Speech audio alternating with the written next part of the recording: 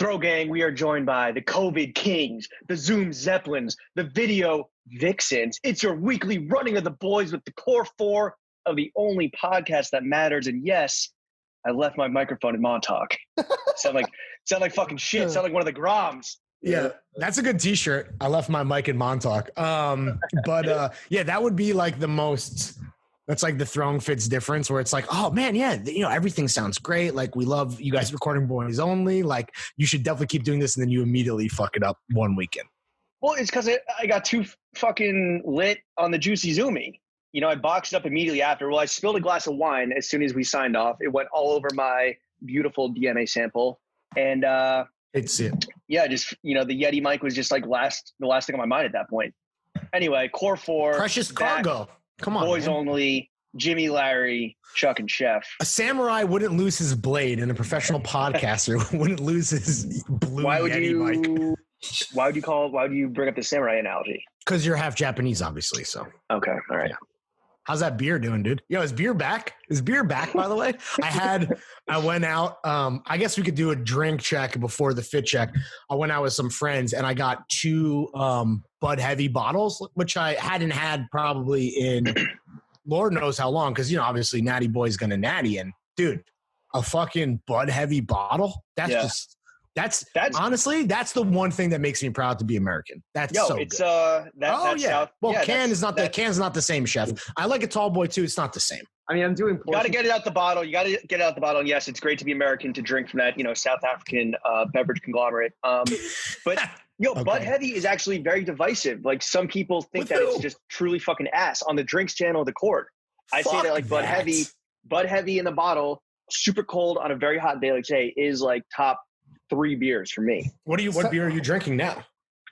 This is a Fat Tire Belgian White. Oh, that's terrible. Yeah. Nice and fruity. What are you talking about? It's just a glass of bread? What is that? Yeah, man. Wait, Chuck, what were you going to say? Chuck, you're a Bud Heavy guy.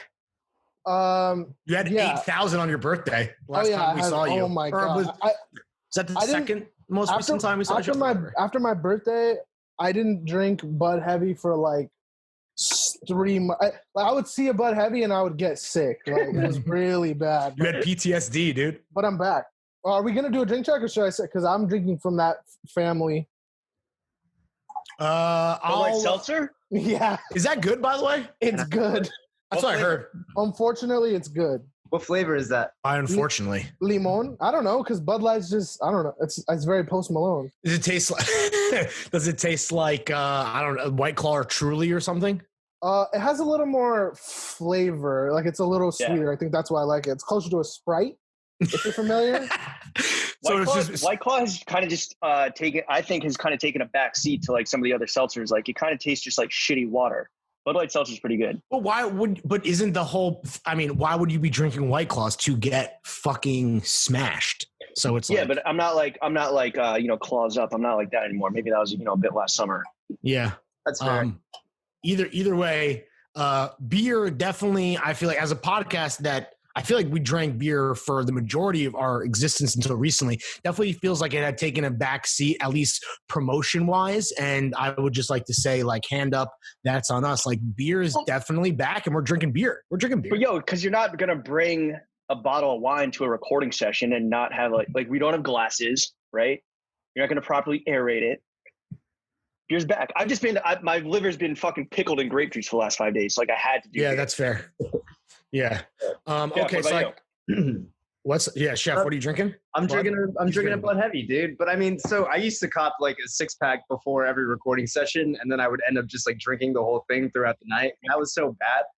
So now I'm only buying. That's how you wake up and the IP is gone. You know? Yeah. Why is that bad? Why is that bad? I mean, dude, it's just like there's so many calories, and Yeah. So many But carbs. aren't you trying to put on weight? What's a Yeah, but calorie? like that's like the bad kind of weight, like it's not gonna look good. So anyway, I've been buying these tall boys just to like portion control it, like I drink one and then it just doesn't taste the same out of the can. I mean, that's a fact, Jack. Like it just even the glass too, but it doesn't really do it for me. And the beer Yoda that put us, Lawrence and I, onto Bud Heavy out of bottles is without a doubt 100%. Gotta give him credit. Narc Dad Noah Johnson. Yeah, that was always his shit. I hate giving that. You hate to admit it, but you have to, credit where credit's due.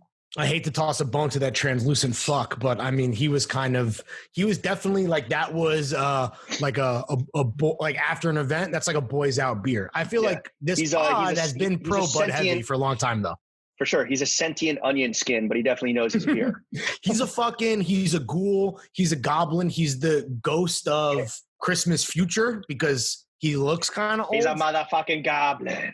Yeah, exactly. Okay, so that's been the drink check, I think. You're listening to the not crystal dulcet tones of myself and Larry. Yeah, Lawrence, hit us with the fit check, though. Okay, so normally I would go James first, but James has been talking a bunch already. Let's go to Chuck. Chuck, why don't you kick us off? So your background is D-Book, who is now who's your second favorite player now? Yeah, my second favorite player. I love Devin Booker, the gamer. He happens to ball. He's wet. Speaking of, he's good at Warzone, right? He's really good at Warzone. Yeah. He plays with the pros. Didn't he learn about the NBA being canceled while gaming? Yes, that's right. That went viral for sure. Yeah. Speaking of orange things, the mailman this morning woke me up, was banging on my door at like 7:45 in the morning. The mailman. It was okay because he brought the Eric Emanuel shoes. Did you ask for the orange? Did you specifically request the orange? Because I don't remember requesting a flavor, but well, he asked me what flavor I wanted, and I said the Syracuse Devin Booker's Kentucky. I just like orange. I was gonna say Devin Booker was a Kentucky Wildcat, and that's blue, and that's what I have, and you have the orange. So yeah, I got Devin Booker on the brain. You got the Phoenix Suns 2s, I think is probably a better. What's the soul color? Black. Huh. All right. Yeah. Nice. This is your sneaker of the year. We're going to talk a lot of sneakers later, and then Chuck obviously is going to have a lot of opinions, but just real quick preview. This is truly sneaker of the year for you. Damn, I didn't know we were going to talk. Well, I have a few. I have like a top 3 at least. Okay, that's cool. Let's save that. But this is the EE Club C's are in your. Oh, they're in the running for sure. Yeah. You don't normally wear Reeboks, do you? No, well, no, but I wanted a pair really bad. Like I wanted those Sneeze Mag ones were pretty good. Oh, those are sick. Yeah, those are good. They're just the brain dead. Those, I mean, not a pair that you would wear a lot, but I think I saw it on the run of show. Like Reebok is stock going up emoji. Absolutely stonks. You're big E gang though. Yeah. Oh yeah, for sure, absolutely. Definitely a bias for the E. Yeah, and I would just like to say that it's nice to see him stunting on the jumbotron because like when I met Eric, like I don't even think I knew you guys, and he was just like super nice to me, and we were always cracking jokes. Like we're always. I would like to say that we're always just like friends first type of shit, and he's always looked out for me, and that's why I'm wearing his navy basic shorts as well. Oh wow! Okay. With the orange EEs, and then I topped it off with my classic, one of my 15 Gildan t-shirts. I'm saving my Chuck ones. I'm saving my good tea for tomorrow. Tomorrow. Oh, for the vibe check. Yeah, happy hour vibe check back. You would have yesterday. You were all there yesterday, so you know what I'm talking about. Oh yeah. This is actually the plot of Tenet right now. Are you feeling rusty, Chuck? Are you feeling nervous? Like it's been how many months now? And have you booked any guests? Have you booked a single person? All of the above, and I booked one guest. And one said no. You got. Are you going to get E on? Like people were asking for in the comments. Maybe I'll hit him up. You should. I guess also there's no spoilers because again this will come out later. You should definitely he's got billboards in fucking the Garment District. He's got billboards in Times Square. He's got his fucking first. This is his second. How many Reebok collab? This is his second Reebok collab. He did the questions, right? Yeah. And he had Adidas. Did Adidas. Chuck, Adidas shit. Yeah. Do you want to get a vibe check billboard in the city? In Times Square. Can you find out how much it would cost us? And put it on one of those Saint Laurent ones. Cover those shits up. And it has to be above the Times Square Red Lobster, which is the hardest restaurant to get into in New York. Longest wait. I guess after Carbone. But again, it's the Carbone of Midtown. We're high low, dude. We'll do both. All right, fit check complete for Chuck. Chef, let's toss it to you, my friend. Word. Nothing on the feet inside the crib. On the bottoms, I've got just some cut off or cropped engineer garments, fatigue pants that like I like to wear around the house. You crop them yourself, DIY? Yeah. Chopped? Yeah. Boy shit? Yeah. I mean, I don't know. I cropped them like a summer, like a year and a half ago. But I like them. They're like, I don't know. They're obviously like a wider legs. So like, they would bunch up at my feet, and look that good. What's your inseam? Like a 30 is what I like. Usually. Again, you in the pants, bro. What's that? Wild. It's like 98 degrees out. Wearing pants. Yeah, I mean, dude, our AC stays on, man, and I get very cold. The AC stays on during. Yeah, and I like don't. What's your monthly electric bill? Last month it was not good, man. It was like almost $200 between the two. Almost how much? 200 between the two of us. Like that's like not very good. Is it 2 units? Two AC units? 2 AC units? And what's your BTU? What's your BTU? God, dude, I don't fucking know. Yo, my shit was like, I just paid it. It's like, my shit was like $250, bro. Damn. I know. Well, you have to leave your shit on. Man. When you and Jenna leave, you have to leave your shit on for Pepper if you're leaving her in the crib, right? Yes. Yeah. Responsible dog owner here.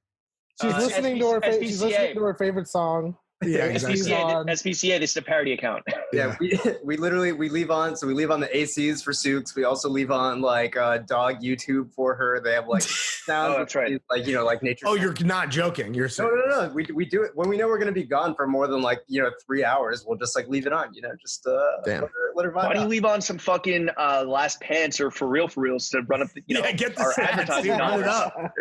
Dude, I guess that would be tight. But yeah, up top, just a Uniqlo U, white tee, Hanes panties, fucking. Oh, Chuck, what panties are we doing today, buddy?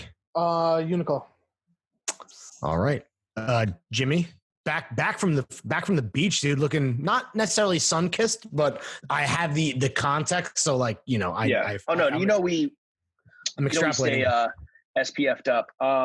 Nothing on the feet because I'm bringing that Chaw Montauk vibe back home with me. Nice. Got the Dwayne The Rock Johnson Maori threes on the shorts with the fucking Oceana culture vulturing from Public, and then the Union Black Lives Matter tee because it's still Black Lives Matter. Fuck you, white people. And the panties are Hanes boxers, and the fucking headphones are AirPods because I left my wired shits in Montauk with the mic, which is getting FedEx back. So big brick. I saw a dude wearing that tee today at the grocery store. Very good tee. I do not have it. And Union, if you're listening, send us the tracking number of our Jordans. Yeah. Do you think we're phase one? I know phase one seating went out, but that was all with groceries and fucking fresh veggies and shit. It seemed like a very local to LA thing. I don't know if we're the next phase and they of definitely, influencers. I don't think we're at the same tier as our, overnight number one fan, Jerry Lorenzo. Yeah, right. Yo, shout out Jerry. That's my fucking guy, though. Yo, I would just like to say, because we're going to do a whole sneaker segment, and it's going to not be focused on Nike. I would just like to say, as I stated publicly, check the fucking receipts. You need a high IQ to understand the fours, and it seems like everyone who's seeing them on foot now is finally coming around. I'd like to just state on record that I think this whole podcast was the fours are good. Both colorways. They're good. And I'll take whatever fucking Chris Gibbs and Richard wants to give me, but and I think what we said on pod and what was said in the group text may not necessarily align, Lawrence, you specifically. But hey, man, when the mailman hits us, then we'll know. But yeah, I want the noir. I want the navy ones. I want the navy ones. Hopefully, I know that I didn't get the ones that I wanted ultimately, but we're such good guys that it didn't matter because they both went to charity. Salute to me and you, by the way. I feel like that was not enough people talk about how good of guys we are. Yeah, basically. Right. We had a chatter. We got the fucking, Dark Knight Rises, Morgan, what's his name? Fucking iPhone. We hear everything. Morgan Freeman, I believe is his name. No, but I don't remember what was Lucius his name Fox? I don't know. Lucius Fox, only the greatest fucking mind in Gotham. You know what I'm saying? Cocaine. Cocaine. That's a motherfucking butler, dude. We're talking above that pay grade. Anyway, I guess I'll go. Yeah, I'm going barefoot. Soles on wood, as they say. I have on black Patagonia baggies. I have on this entire world. What's up? Brains in? Yeah. Brains in with balls on brains. Balls on brains because I'm at home. And I guess that doesn't have anything to do with it. But yeah, I'm very cozy, very comfy with balls on brains. I have on an entire world giant shirt. Yeah, I just bought one of those. Yo, they're great. Did you size down? You need to size like a full size down because I went true to size just because it's gonna be. So I'm wearing. You're gonna be the squirrel suit. You're gonna be fucking Red Bull base diving. But we say I'm trying to be Donald Ducking in the new crib. In my Winnie the Poohing. Or Donald Ducking. Oh wow, both those motherfuckers didn't wear pants. That's just saying. I don't fuck with goofy dudes. No rats, Donald Ducks, and goofies. Yeah, rats, goofies, and Donald Ducks. No Disney dudes. Chef, you're gonna be swimming in linen with the whole situation, but unless you get your fucking weight up and put throw a six pack back every night. Yeah, maybe I should start drinking more again. I can't recommend that's the healthiest thing you can do. Yeah, for sure. I can't recommend. I honestly, I think Chef and I are probably the only two on the pod that have like publicly endorsed Entire World. I'm a huge fan. These shirts are great. I recommend sizing down. We'll see. We'll check back in with Chef. I think this is like a green shirt with white stripes. That's how I kind of. What do you mean you think? That's what it is. No, or a white shirt with bigger green stripes. Do you know what it is? That is a green shirt with white stripes. Okay. Anyway, moving on. I think it's more open to interpretation than you're trying to make it seem. Absolutely not. But we'll let the people decide in the YouTube comments because this is going on to video for Big Gang and Feed the Groms. Yeah, like and subscribe and comment below. You know the fucking vibes. Though I guess there's no point in following us since all of our videos are private, or unlisted or whatever. And then moving on up, either unlisted or leaked. Yeah. I hate that it's so easy to leak all this shit. But whatever. Yo, who's your Throwing Fits YouTube plug, bro? Yeah, for real. I feel like, I've definitely used Chuck to. I hate to admit this, but steal content from other podcasts. I feel bad actually now because if I knew that somebody was doing it to me, I'd be very upset. So I should really practice. Your best friends on Cumtown. Yeah. And then moving on up, just a green cheap bandana. I'm doing like a whole green thing today. Chef was saying that it matches my new money tree that I got in my home office. But yeah, that's the what's that plant over your left shoulder? That right there? Yeah. I don't know. It's like a palm type situation. It's like a little mini tree. It needs some milk. No, dude. That shit is in fantastic shape. I take incredible care of all my plants. I believe that is a complete fit check, and I guess we got like a drink check in there too, which is nice. I'm drinking no Espatuco. The shit rocks. Chardonnay, fucking natural Chardonnay. Fire. Shoddy potty. All right, fit check complete. Before we get into it, just a real quick update on the latest big fire competition that's ripping the Throwing Fits world apart. We're in quarter two. We're in quarter two. We had it is Jimmy v. Larry in the head-to-head matchup of the fucking century, Rumble in the Jungle type beat. We're talking, of course, about the Grail partnership, and it's become this thing. Not to throw them any fucking free clout or anything, but Lawrence and I, we're just naturally competitive, right? And that's definitely part of our friendship. That's definitely just like fellas being fellas. And, we weren't planning on this, but I have been keeping very close score on who's been moving the most product on Grail, right? Last week, you ran it up on me. It was 10-5. Yeah, doubled you up. Using those numbers and including this week, and I don't know what the final numbers from last week were, but the current score is currently 23-14. Good guys, aka Jimmy. Oh, wow. Just open up a fucking can of whoop ass on you, and it's the running of the boys. I'm just running away with it. I was gonna say you got your foot on my neck right now in quarter two. Wow. So how many did I sold? Wait, I sold how many things? 4. You sold 4 things today. I sold 18. Oh wow! You really changed your strategy up. Well, last week I was like shopping for myself, and then this week I was kind of like, I don't really. I'm not a huge vintage guy, not as much as like I think the other 3 of you. Definitely have always loved it and always enjoyed it, and like was wearing a Far Side vintage tee that I copped off Grailed a few weeks ago. The Midvale School of the Gifted joint that you copped. We're now Eskimo Bros on that, John. As seen in Blackbird's Biplane. Yeah, but now that whole interview's moot. But yeah, it's 23-14. I tried to include some like if you know Japanese corp shit, which is crazy. This one brand, Wild Things, which has always been like a favorite, but really, I don't know why, but I never looked for it on Grailed.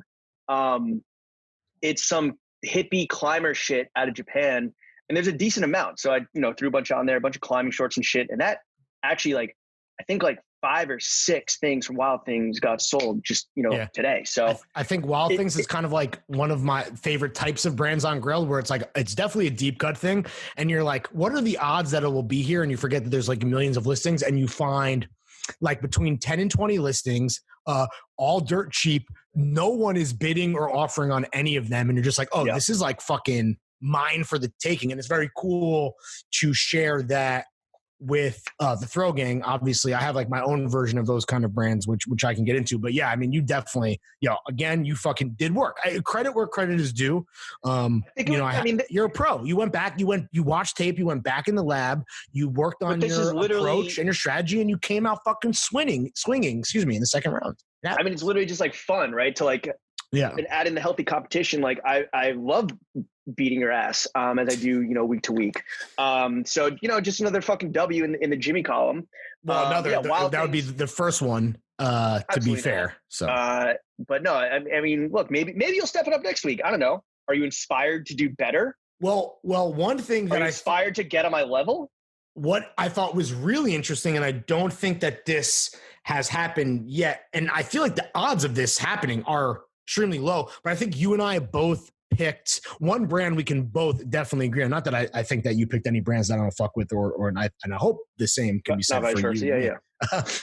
Arts and education, the most, if low-key new Nepenthes brand. I think we both picked that fire money green velvet robe coat thing that I think we doubled up. Yeah, we both picked it. Yeah, and since a listing, it wouldn't show twice. I think it was in my 50 and in your 50, and then it just showed up once, which is crazy. So we really only had 99 listings that did not meet the requirements of our contract. Right. I said that we were big cappers because the whole thing was one John for every Geck. I mean, that is a promise that we made to the people. That was the exchange rate, and when we didn't live up to our end of the bargain, so that was a little bit disappointing. But yeah, I feel like some stuff I do like that you don't like you hate Cobra SC. Yeah, to me that's it. That's basically the fucking diet version of SS World Corp by that fucking ripped Australian guy. We're just Justin O'Shea. Yeah, slime green tiger stripe. That dude's ridiculous. Very disgusting. Yeah, that guy almost is such a fucking bozo that he rocks. I don't like him and Welch are boys. Yeah, he's so absurd, and he's fucking ripped, and he fucking rides motorcycles, and his wife is some hot ass model or some shit. He famously was the creative director of Brioni for one day, and he fucked it up so hard. He brought in Metallica, and then they're just all right, you're out of here, bro. Yo, get this guy the fuck out of here. No, shout out, a Triple S World Corp, whatever that brand is. No, that shit is ass. I would never fuck with that. Even though I guess some of the stuff is low key aesthetically kind of the turbo version of stuff I like. It's too on the nose. It's kind of a reflection of him. And again, you didn't choose this guy's shit, but Cobra SC reminds you of shit. It's just too on the nose. He's a fucking cyborg Voltron of aesthetic. Yeah, I guess so. I mean, I just really like the shirts and that green zebra shirt, which I love. I wish it was not in a size small, and it was something that would fit me, because then it wouldn't even have made it into the curation, would have been already on its way to my closet. But my brand that I love, that I've been finding myself, that I've always found really good value on, or I've found value in on Grailed, is before Double RL, Ralph Lauren had Polo Ralph Lauren Country, and that's just really awesome. That's the kind of vintage, a little bit higher end workwear that I just really like. Chore coats, barn coats, truckers, whatever. So I've been trying to find the best of the best listings there. And just Wild Things, that's all about value, right? Where, there's, like I said, there's a bunch of listings. All of them are typically available. There's not a lot of competition to get that stuff. And the price is fair. So, I mean, that's the thing, right? Let me just, and I don't want to speak for James, but there's been some criticism about the sizing and the prices and this and that. But ultimately, yeah, we hope that every listing sells out, but it's also this idea of just these are the brands that we fuck with, and the pieces take notes. And even if you were broke, we hope you could get some value out of this stuff. Some Jimmy Buffett merch.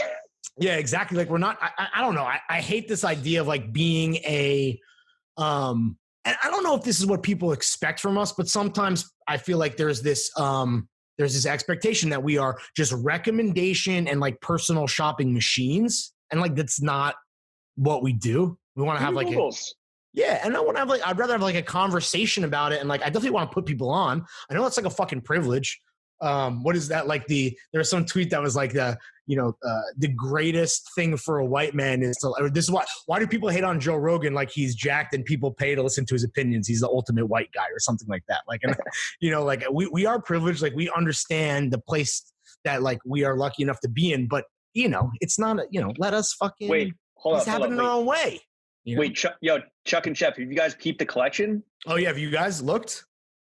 Yeah, I was just looking through it right now, actually. Oh, so just right now? So no. So the answer is no. So you're studying right before the test. Two people have sent me shit from the collection. Like, yo, this is pretty sick. What do you think? Somebody actually sent me that green velvet, the coat that you're talking about. And I fucked with it a lot actually, but it was like $78. I know it's a stupid deal. I don't know what the fuck this is. It's like a shop boy coat for like Nepenthes Tokyo or some shit. I might fucking cop this, and that's I've had it's a shop boy coat if you like sweep the floor in a brothel or some shit, like that's the vibe. It's fucking sick, dude. No, that was so you guys have not. So what I'm hearing is Chuck just peeped it and Chef peeped the things that people sent him. I mean, I'm not gonna cap. I literally was scrolling through it like 30 seconds ago. Okay, typical Groms. Oh, we're doing the fit check. Oh, the entire 360-degree brand partnership that we're clearly going to keep people updated on. That's something I should check out. Whatever. Okay, cool.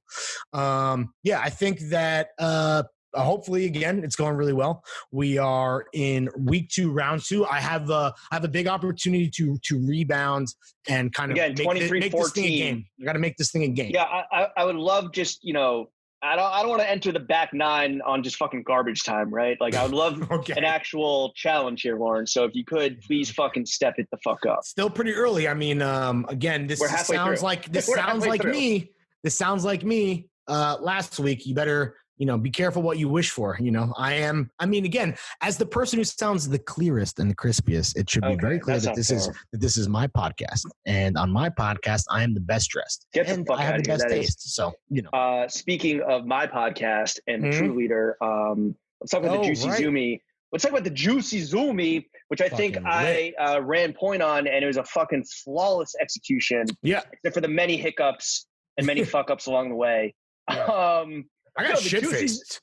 Dude. Yeah. I was running off adrenaline, fucking nerves, natty, Brock Sellers. It was a fucking fun time. Like, I don't know, just a fun, I took a night out of my vacation to do it. And like, I don't know, I feel like it was worth it. It was worth it. You took a night out of your vacation, and the vacation, by the way, is to make up for your 4-hour work week. So it's like, where are the scales really getting balanced here? I think that you said this best when we were talking about this earlier. You're like, yo, you turn on and you and I have to like host and make it entertaining, and we don't take that lightly, and you low key kind of black out. Because you're just so talk about blinders, and you're just so in the zone. It's a completely. I mean, there's so much going on, right? Yeah. Like I don't know what the fuck is going on with Chuck right now. A lot of moving parts. I'm clicking through like we got up to I think 9 pages of participants, which I don't know what we topped out at, but I don't know. It seemed like it was a lot. It was more than the first. It was definitely. I think we had. I don't think we cracked 200 on the first one. I think this was over 200. Last time I fucked up, I didn't know how to turn off the waiting room, so I was even more distracted last time. I was individually letting people in one at a time because I didn't know how to turn off waiting room. I luckily figured out this time. But no, it was just like I think it was more free form this time. That's safe to say. Like kind of we wanted the people to kind of just like do their own thing, and we tried to prep everyone ahead of time. Just like, yo, start thinking about this ahead of time so that when we throw the spotlight onto you, unmute your ass. You're not a fucking brick. And I think there were very few bricks. It was good. Some.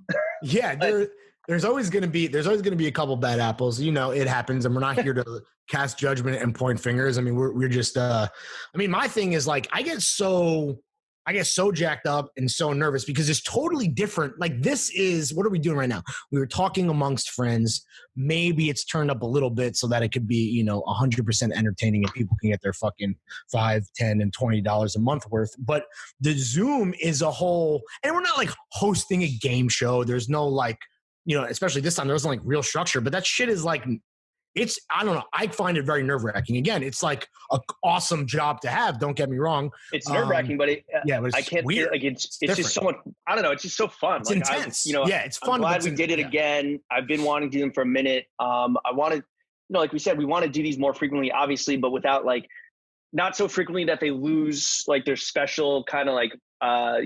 It's still like an event, right? You want to make a whole fucking thing out of it. Yeah, definitely. But no, so like me and Lawrence were blacked out, but like, I don't know, Chef Chuck, like again, can we get your outsider perspective? Like, how do you think it went? Like, how do you, overall? Because you guys were like, you had the role of if you see something, say something, be the fucking, Kamala Harris's of the campain. Be the eyes and the ears, put the front and bad side of the guys, face. Put the bad guys in jail, for, overcompensate on their. Arrest those children for truancy. Yeah. Throw them in the slammer. Yeah. What do you guys think? Did you think it was good? Did you have fun? I mean, you guys were involved, but. Oh, yeah. I mean, I also got pretty drunk pretty early because I hadn't eaten my banchan wings. Yeah, that's right. What a treat, though, waiting for you when the work was done. That was a nice reward for sure. That's like when they drink the beer after they're done tarring the roof in Shawshank Redemption. It was Chef just exhausted, just hunched over, eating fucking banchan, dude. Listening to opera. But regardless of that, it was it was a great time. I do think it went better than the first one too. I think you guys were really hit your stride. And I just think that it's cool. It's always cool to see who listens to this stuff and get a feel. That's what's cool, right? It's like legendary characters across the board. Whether you recognize people by like their username or whatever, or you just kind of like, oh shit, like this guy is having a fun time, this girl's having a fun time. It's just, I don't know, like that's just cool. And it's, again, this started out as a substitution for like us doing live shows because we were like scheduled to do our live show the week that fucking New York went on lockdown. But yeah, I don't know, Chuck, what do you think? I had a great time. Were you guys like heavy in the chats? What were you guys doing? What was going on with you guys? Because me and Lawrence were we were so again blinders on in the fucking zone. What were you guys doing? I was heavy in the chat a lot. Naturally, as a Twitchman, I always try and keep the chat engaged while there's visual stuff going on. But I thought like the reception to everything was great, especially the boots. Like, so that was the big thing because that seemed the only thing that was really prepared, right? Because if you remember from the first Zoom, we had like a whole like slideshow, and this time we didn't really have that. So we obviously wanted to, because the boot I think is going to be by the time this is out, the boot will be hopefully in the Desus and Mero YouTube. Yeah.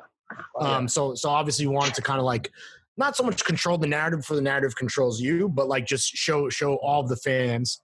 And that was the one thing I couldn't really gauge. Like one thing that pissed me off was some dude was like, oh, like this. And he linked to like the in-house model that is just that was our boot, but with white. And it's like, well, it's not actually the same. Like ours has one more color. It's not white. It's and gum. one more pull tab. And we added pull tabs, and we made the pull tabs nylon. But that was like a little bit of a bummer. But outside of that, did it seem like people were fucking with it? Were there any real concerns like over price or availability or? I don't think anybody was like, "Fuck, I'm out on these boots." But I think people were like curious about what the pricing was going to be because obviously this isn't like a $40 T-shirt by any means. Hell no.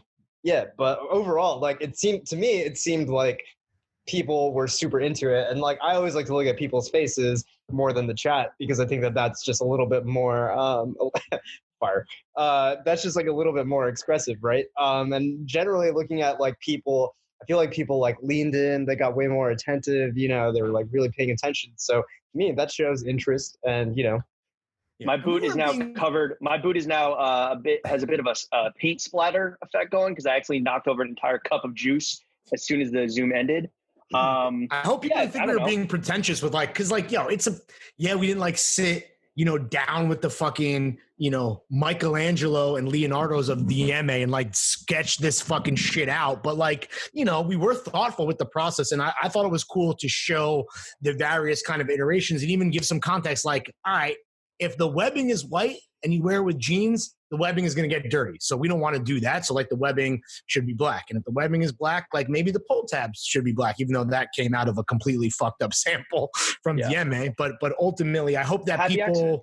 Yeah, exactly. Happy accident. I hope that people were like, I don't know. You never know how much people want the, inside baseball process, type stuff. And I think that when it comes to product, I personally find it extremely interesting. And it's something that I love to hear from people who like actually do this. So I just hope that people can kind of see some of the method behind the madness because I don't know, man, I'm so fucking psyched on these boots, guys. We'll give the full story. We'll give the full story when pre-order opens on September 8th. Going back to the chat real quick, the only time that I paid attention to the chat, I was like, yo, drop an F in the chat. He fucked with my when's this gone appearance. And that was the only time where I've seen the chat just be like, you killed that. You killed it. I don't know if I think I said it on, and I guess the replay, we said it will be out not tomorrow, Friday, but the next Friday. Yeah, I got to work on those edits. I got to make sure we weren't too shit-faced, although, I don't know. I'm sure it's fine. Whatever. What about favorite moments, Lawrence? What was your favorite moment from my God. Zöömy? Because going back to Jüicy Zöömy 1, I think we all agree that our favorite moment was meeting the Irish homie Ian O'Connor. Oh yeah, that was incredible with the CP company goggles. Also, other good moments from season 1, episode 1 was Kaiza shouting out the homie Kaiza. Kaiza and his Malcolm X poster. That was really fucking good. And then the dude doing drugs, which I'm so fucking happy. Which I didn't see. And I didn't know that happened. Well, I didn't see it in the moment either. I saw it in the replay, and I love that like everyone was like kind of like doubting me. And then that dude, just by the grace of fucking God, aka having a woman sitting next to you, was called on and was able to validate, because it's like, yo, those gator tails that I saw were not a mirage. That was not a projection. Yeah, that was real. But my favorite of all the moments and the insane cast of characters, the best dude, I think his name was Colton, the dude in the pool in Palm Springs. He's watching the Zöömy in the pool. That was, I mean, come on, dude. Like that is the kind of positive. That who do you think? They asked me what I do and who I do it for. I do it for fucking Colton. Do it for Colton. That guy fucking rocked. So him just having 5 minutes to radiate his nuclear positivity and light into the Zoom and the rest of the throw gang was definitely my favorite moment. What about you, James? What were I think I'm trying to find the one homie, but basically the one guy who, I mean, you kind of nailed it on the head there, but this guy, Rodondendrons. I don't fucking know. You found him on IG? He replied to me on Twitter. But the way that it works is I'll tap you in if you have like something, if you have a good fit on, right? Or if you kind of have something interesting happening, like you immediately project interestingness. Also, if you are a woman or a non-white person, you have a better chance of getting tapped in because fuck white men. But this dude had on, he was a white male. He had on the full mesh South 2 West 8. And yes, that's a pander because that is my current favorite brand that I'm fucking with right now. However, sometimes pandering works. And he had on the hat that I've definitely regret not copying in the hat, I think, is the best part, like the most functional of all of that stuff for sure. Like perfect.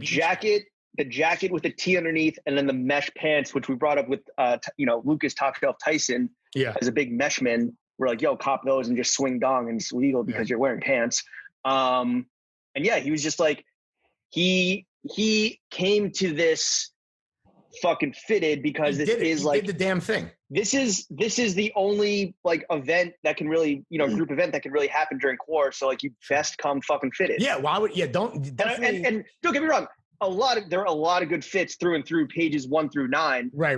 But this guy, obviously, when you're just a fucking little square and I'm like scrolling through 130 people, like you need to catch my attention, your attention, Chef's attention, Chuck's attention. This guy did the goddamn thing. He fucking brought it. And my favorite piece of intel, well, one is that he said he wore it to a bachelor party, which is awesome. Cause like, I think that there might be some people that are like, yeah, okay, so I'm trying to dip my toe in the Jones enthusiasm game, but some of these crazy purchases, like, what is the cost per wear? What's the fucking, what's the long-term value? Fucking bachelor parties, baby. Like, if that's what it comes down to. But so outside of that, the best though for me is he copped them all at like separate times. So he was legit like he built the fit.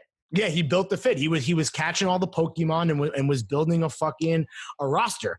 And that he had the long-term vision. He had the long-term vision, and he built it piece by piece, brick by brick. It was exactly brick by brick. It was a long con that you gotta fucking respect, especially since like he had the ultimate payoff, which is getting on the Summer Jam screen, blowing away the goddamn motherfucking boys. And yeah, he will die. He will live forever as a legend, whether he does live or die. He's going to have this one clip of the Jüicy Zöömy because by then our tombstones will have LED screens and just like play like a highlight. That's what he's going to have on his fucking tombstone, right? I want to, exactly. I want to ask Chuck and Chef if they had favorite moments. And then, so Chuck, 2-part question. One is, do you have a favorite moment? And then the follow-up was, how was the PAL Twitch after show with Saeed? The Twitch after show was great. There was a lot more people than normal. So you definitely. That's called a lead-in, bro. That's a network lead-in. That is a primetime network lead-in. Did you keep the PAL? Did you keep the PAL energy, the PAL vibes? Yeah. For sure. With all the noobs. And were you just streaming shitface at that point? Well, that's the thing. Is like I killed that whole bottle of wine, and then a combination of that and me being a little nervous, like. Saeed is really good, and I was a little embarrassed because I did not. Oh, he's fire on the sticks, right? I did not perform as well as I normally do. It was a bad night. He had whiskey thumbs. Yeah, I had glue. Was it you, Saeed, and the PAL homies? Yeah, exactly. And like I said, he fit right. He meshed well. He meshed like South 2 West 8. Yes, of course. It was a great night. And what was your favorite moment up until that from the actual show? Wait, how many people showed up to the after party? What were the stats? I think the high score was probably like 40 at one time. Damn, that's unique viewers. Unique viewers, though, much more than that. It had to have been. Right. Oh, sure. You don't really, I haven't been on Twitch in a minute because I start going to bed when you start streaming, but I feel like you like cap out or top out of what, like 20-ish? 20 is usually like concurrent. Really? A normal night. Average viewers, yeah. Yeah, that feels low. I'm not trying to be dick. Watching me play Call of Duty, I feel like at 3 a.m. That's not like, maybe it's high as hell. Maybe it's actually high as hell. Classroom of children that are fucking tuning in to watch this guy, man. That's awesome. Well, I read the emails. Class in session when he talks, they listen. I read the summary reports. I read the social reports. Shout out Taylor.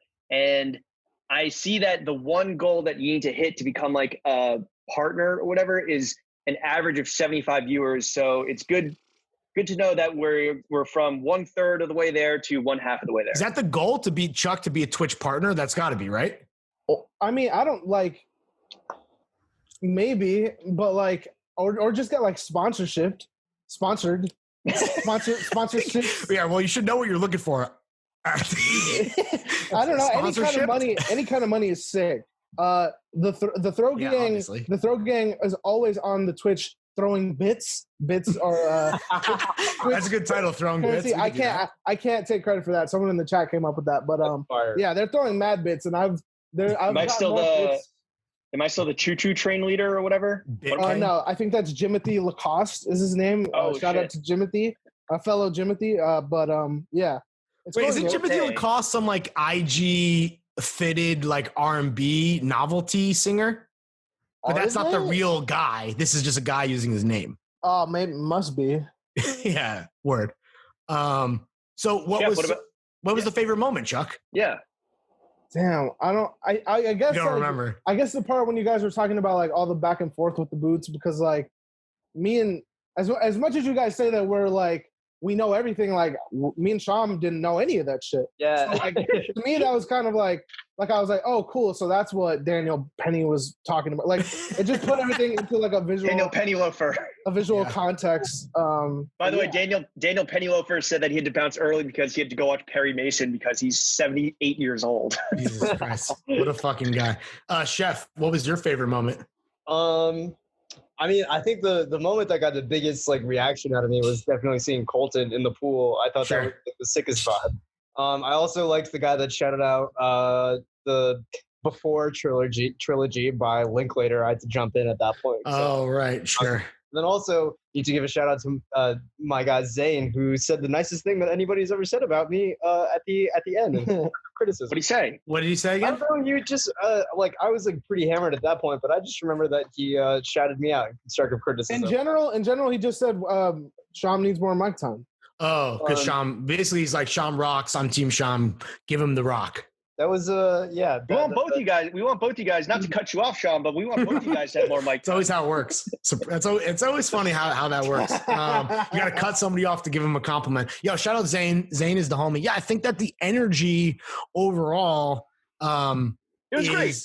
The only thing that fucking was a unequivocal L was the constructive criticism segment was terrible. That was in the postmortem, which was just the next morning hungover texting about it. It was like, yo, maybe constructive criticism. You try to prepare people, but I think, and it's not even like, and okay, when you and I were talking about it ahead of time, the whole thing was like, yo, could this eventually potentially get to a place that neither of us want? That is maybe mean, or we get fucking 360-degree tomahawk slam dunked on in the paint on our own Jüicy Zöömy. Like this was your insecurity. I was like, yo, I just hope people come with something to the table. And to me, I think it kind of leaned more that way, where it's like people didn't want to be mean to our faces, even though we were like, yo, seriously. Like, so it was half stepping. I was drunk, so I kind of perceived it as like just a general you just want to fight these motherfuckers? No, I thought it was yeah, but also like who would ask their audience to come like offer up us, you know, who they're watching and who they're paying can like do better. Sure. Right? Like, I mean, this is the radical transparency that, you know, politicians need to exercise. I mean, again, I wasn't expecting like a Twitter fingers situation, but I definitely thought that I mean, not that it was completely worthless. I think there was some stuff in there. I mean, the it's kind of like, you know, everyone who's always like, TF needs a newsletter. You know, it's like the same shit, just like over and over, and like, yo, I get it. All right, let's talk about get on your newsletter shit right now, bro. Let's talk about the newsletter for a second. Yo, Robert Kelly, I'm gonna need you to stop fucking cock teasing people with the newsletter in the Discord. I see you, my mans. The newsletter is something that people are always like, hey, that'd be a great idea.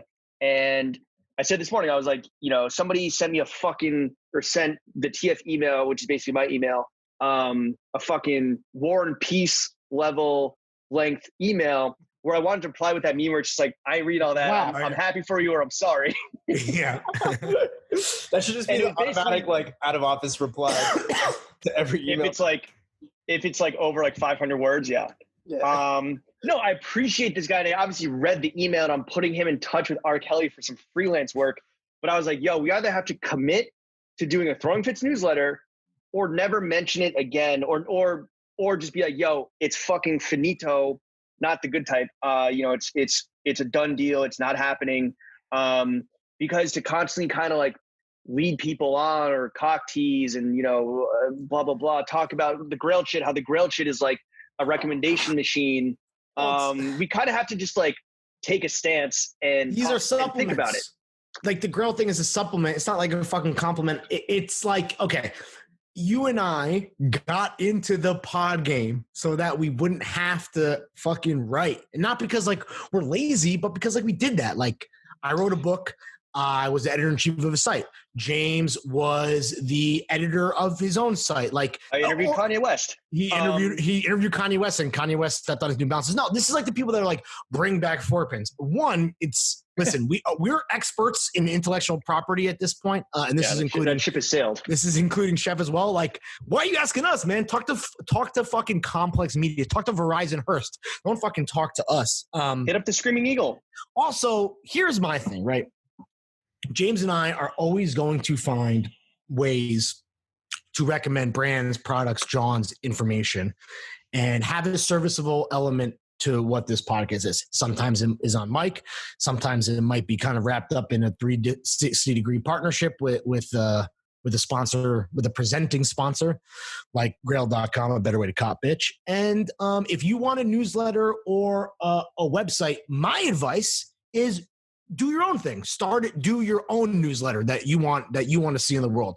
Launch your own site. Like there's no reason to have us, bring back a thing that like 5 people are asking for when you can just as easily do your own thing and blaze your own path forward and maybe make fans out of us, right? Yeah. That's the dream. Devil's advocate, though. I mean, that's what fucking Jonah Wiener did. You think Jonah Wiener waited around for a Throwing Fits newsletter? No, he went and started, Blackbird Spy Plane. He did too. He even had a failed newsletter before it hit. So again, like you're gonna take some bumps and bruises. Not everything is gonna fucking hit. Not everything could be the only podcast that matters. You got, there's trials and tribulations, man. There's levels to this shit, but you got to start somewhere. Don't ask us, do it yourself. My thing is like, could a Throwing Fits newsletter happen in the future? Yes, entirely possible. Of course. But like, we have to just fucking draw a line in the sand and be like, yo, it's not happening right now. It is still very much the germination of an idea. Would I want to do a newsletter? Yo, maybe. Like, I really like how, Jonah's shit. The thing is that I don't want to start it and then it just becomes something that I have to do because you're not going to do it. First of all, fuck you. I do all of the writing for the show. I do all of the writing. You do the descriptions of the titles, yeah. Oh, and you doing. And you fucked it up this morning. Yeah, with the but link. That's first of all, that's a low blow. That's neither here nor there. That has nothing to do with the actual content. That was more of a logistic thing. And no, I write every fucking Patreon description too for everything. I do all of the copies. So it's a copy and paste.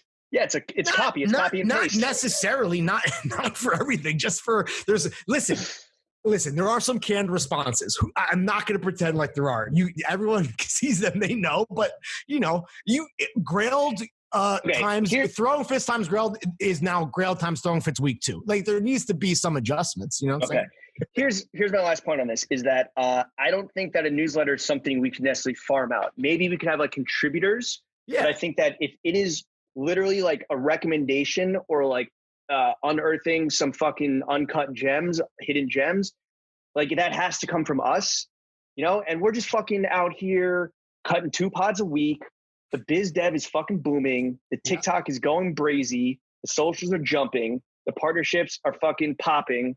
I don't know. So it's just something that we get all these people that want to do it for us. And we're like, this is really something where I'm like, I don't think anyone can necessarily do it for us. I think this is, and when we were to do this has to come from our fucking hearts, dicks, and brains. Yeah, we're not trying to be like SB Nation of the Johns game where like we have 100 kids writing for free and no one gets compensated. Like that's not what we're about. And to be quite frank, like this is not something that is like on the immediate horizon. Not to mention, like at this point, I don't know. Did you guys see Gian getting a shout out from fucking Virgil his 4-pin story? Like have Gian restart 4-pins. Don't fucking don't put that demon on me. Fucking hit up your fucking boy and have that. I mean, that was.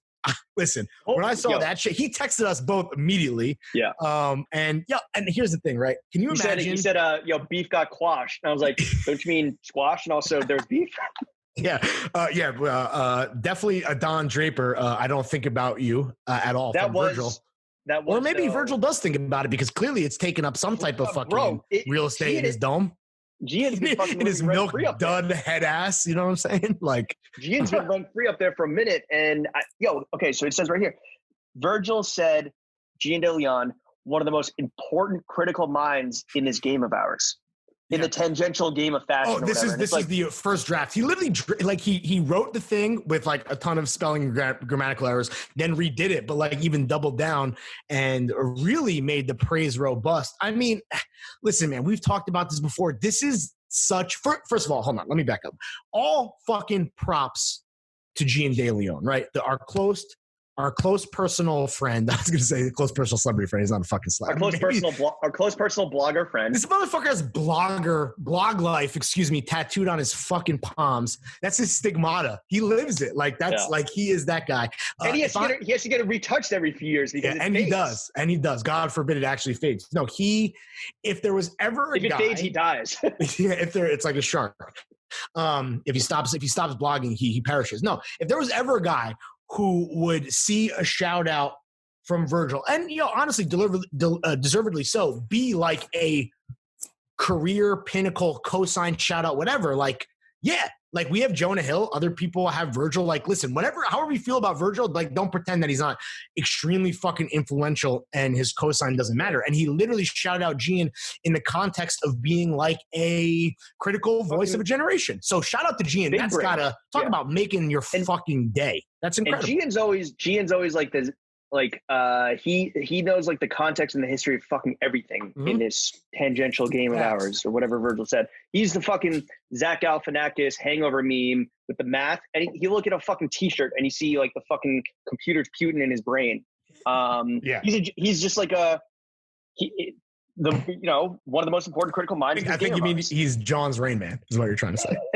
And also, I will say that all fucking props to genocide.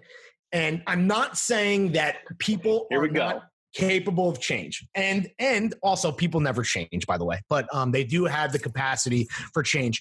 This whole fucking bullshit revisionist history narrative from Virgil, the fact that he's still perpetuating this, like, let me be clear. The original article that James passed on and passed off the 4pins that Gian quarterbacked, right?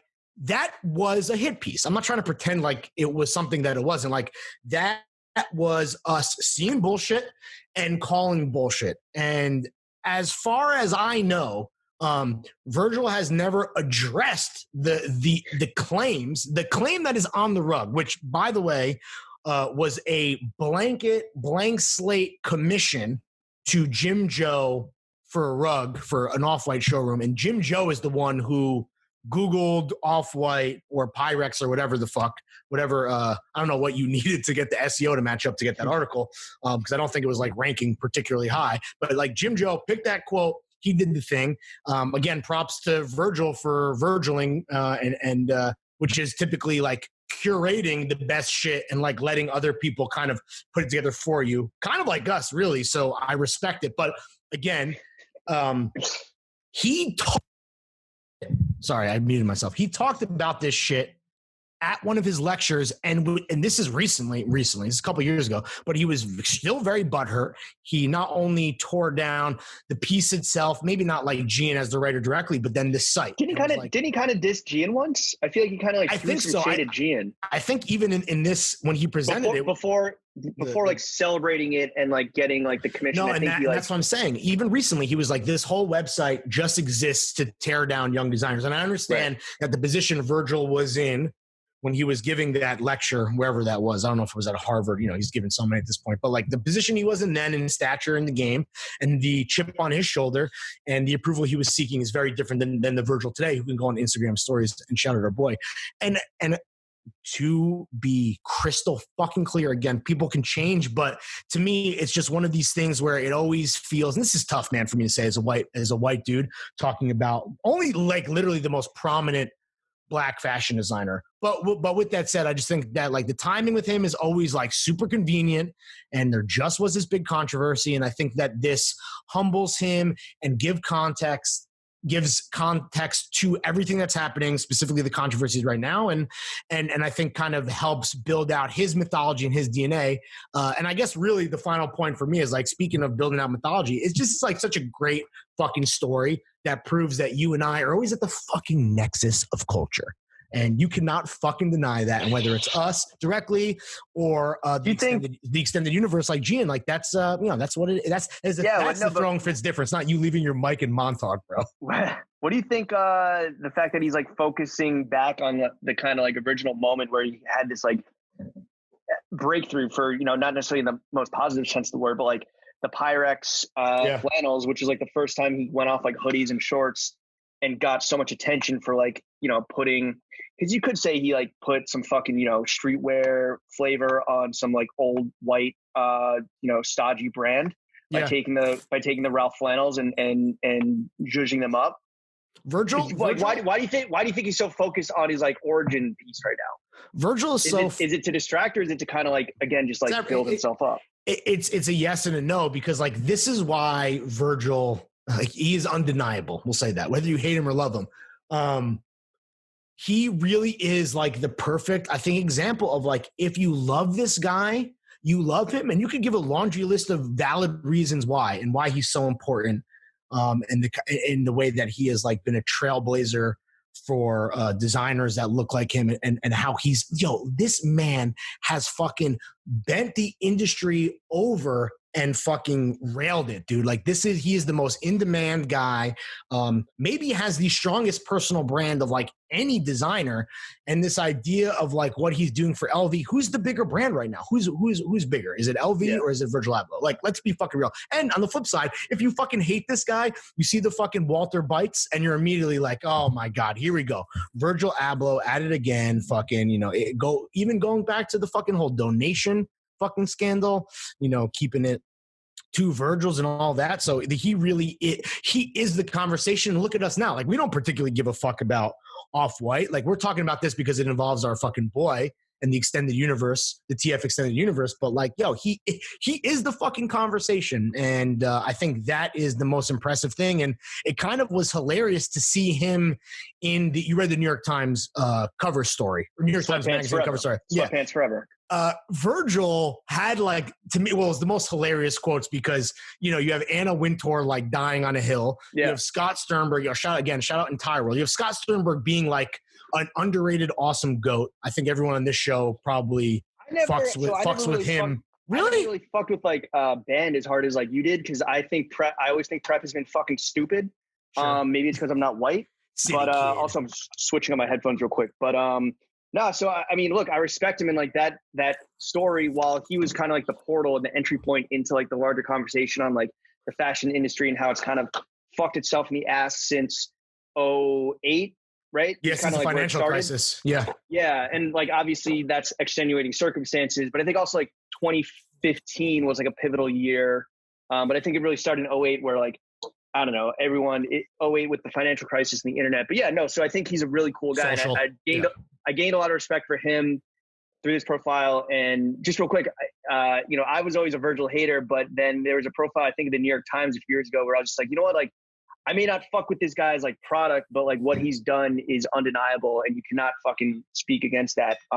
Yeah, you got to give credit where credit is due. And what he's done, like what he's done as a black man in a white dominated world, and also fucking the racism in America and the racism in Europe, like that's a two-headed dragon. Yeah, and like Sternberg came.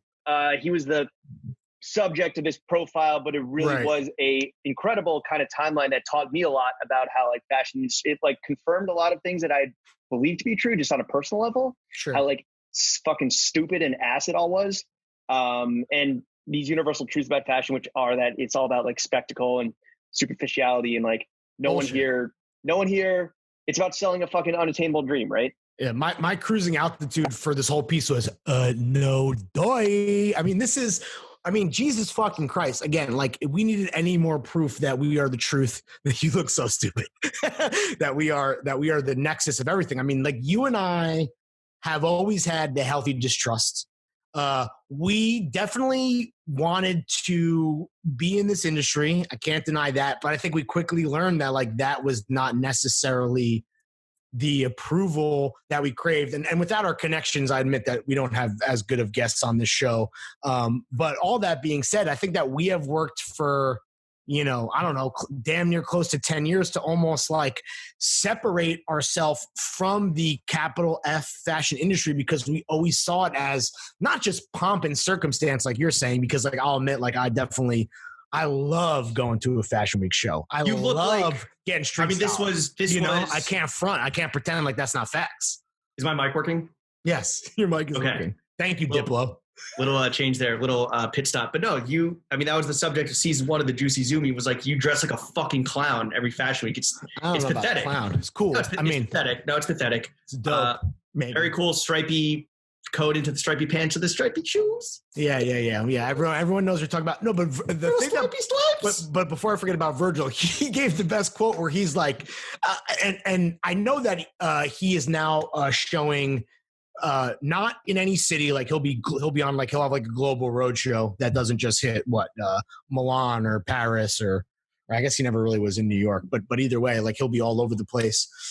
I think the first show was in Japan actually, which like, why is, Why isn't there more fucking fashion? I don't even, the Tokyo Fashion Week definitely exists, but it's crazy to think that it's not like the one, right? Because at least in our world, that is, talk about the fucking Mecca. That's that's everything. Primordial ooze, where it comes from, and then just even where like it's the best shit all the time, regardless, you know? Well, I think that yeah, sorry. So I don't know what you were talking about for the last like 4 minutes because I was trying to, switch. Oh, well, let me just finish mine real quick. So Virgil is going to be showing season listen, but he was the one dude in the piece that kind of like wasn't. No, do more. Don't slow down. He was like, wait, there's a reckoning. The entire industry is collapsing. I don't know, man. And he's like, I got a lot of ideas all the time. Like I'm good. And it's like the one thing that the article really only slightly alluded to, if anything, was that like in our world. In our world of fucking, streetwear drop, like this is a piece about capital F fashion, as I said, the high fashion runway shit. And of course there's crossover, Virgil being a perfect example. But or Vetements or Balenciaga, but like in our world, the late stage capitalism fuck shit of sneaker drops and streetwear drops that and collabs that are getting released literally like every single day, hour on the hour, like, yeah, obviously this is an unsustainable, worthless system that actually weirdly was functioning. Like that's the thing, right? All like the drop-offs and like, the failing sales and all these closing stores. And I know this is affecting like everyone for the most part, everything's down, but streetwear has been like humming along almost to the article didn't really mention that. Yeah. So the two issues I kind of, the one thing that I really learned about was kind of like how so much, and was just further proof and laddered back to the fact that, in my opinion, like fashion brands were doing gymnastics to cater to the wrong things. And that's why you have the more like streetwear, like kind of the bottom up stuff, which is like, more in tune with how consumers consume. Yeah. But like, I had no idea that all these fashion brands, capital F fashion brands, were like doing fucking cartwheels to cater to retailer, like in-store retailers. Sad. And creating exclusives for all these stores that just didn't make sense. And I was like, oh, that's why you see fucking weird shit. And that's why like, the calendars are all off and you have winter dropping in July and summer dropping in fucking December. And putting designers and brands under that pressure to produce exclusive. And the stores would just buy. You just muted yourself, buddy. Muted? Yep, you muted yourself. So we missed maybe like your big point. Yeah, no, you're good now, but you muted yourself in the middle of making your big point. Happy for you, or sorry that happened. Yeah, sorry that happened. Yeah. What the fuck? All right, should I start over? No. We're it's video. Okay, my point is that like these department stores making brands like do cartwheels to fulfill like exclusives, and these brands going along with it, and meanwhile like retail and in-store shit is dying. Yeah, no one I didn't really know about that. Right. That all these brands are like getting overextended. And then the other thing that I think they didn't really mention is that. So this is about the American fashion industry, right? Yes. In America, and this is why New York Fashion Week is always so fucked up. There's no central governing force because in America, we don't support the arts. We don't support creatives. In Europe, not only do they have the giant conglomerates like LVMH and, Kering Group and all that, but they have like government institutions that set the Fashion Week schedule so that shit makes sense. And so that like small aspiring brands do have the same to a certain point proportionally speaking, it's much more important to the national economies, like the as industries versus like here. Yeah, and that's across the board. Not that we have like any manufacturing jobs left at all. No, but that's like across the board with like creatives in Europe, is that they like the government supports the arts here. The budget is probably like $6 for the fucking arts. America is just like, it's and not that fashion globally isn't suffering. I believe this article is basically about the global collapse of the entire industry.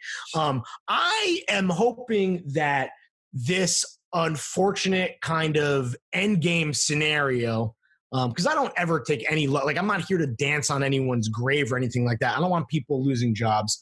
I don't want to see talented people out of work and crushed by the system. But like, this is emblematic of fashion in America for a long time. Like, what do people buy here? You know, fast fashion is popular.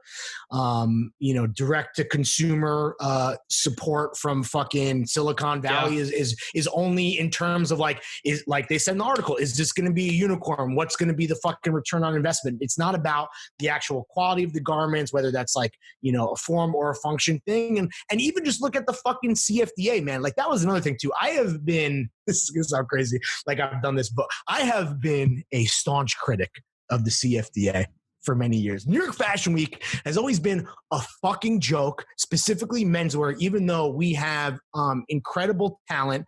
But the CFDA, whose job it is, because they get fucking dues, they get fucking paid by members, you know, to create a system that supports and fosters talent. And listen, I'm sure there are plenty examples of the CFDA doing great work for great brands. But for the most part, they are fucking out of touch. They have lost the fucking plot. They have ruined New York Fashion Week multiple times. They have ruined New York Men's Week multiple times.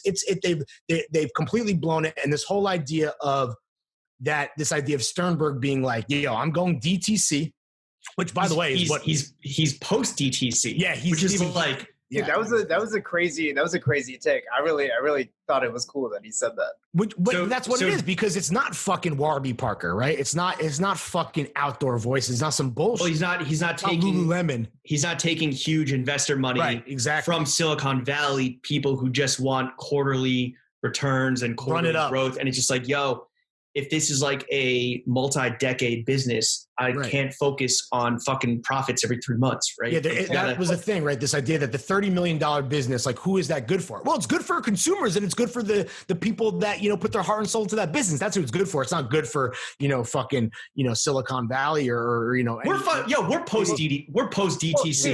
We are. Here's the thing: we're gonna be a $30 million business. Go ahead, Chef. The context in which he said that post DTC is like DTC as a marketing term and not as like what it actually is, right? Like in the same way that people will call a band like indie, you know, like that doesn't really mean anything right now. You know? The folklore is a genre, not necessarily an artistic expression. Yeah, so DTC, like he's referring to a visual aesthetic / like, you know, like a marketing branding. Yeah, exactly. But I mean, like the craziest thing is that I found Entire World on the timeline, and I wrote it off because I saw a fucking sponsored ad, and I was like, I'm not going to copy. Interesting. Yeah. So like they're using the same tactics, but he also like identifies as something that's not like in that category, which is like really, I think, I mean, and I believe it because, you know, he is an actual head. The clothes are great value. That's so that's why they're successful, right? Is that they have a small but passionate fan base, and like it's not gimmicks, it's not marketing, they're not trying to trick you into buying like one thing. It's like, I mean, you guys love it. I personally don't own any, so I can't speak to it, but you're like, these fucking shirts and pants are huge gas, and like these are like the sweatpants that I'm going to wear for like the rest of my life. Well, I will say speaking of sweatpants, I would like to reject one of the foundational premises of this cover story, which is this idea of like, oh, I'm at home in Quar, I'm gonna get sloppy. No, dude.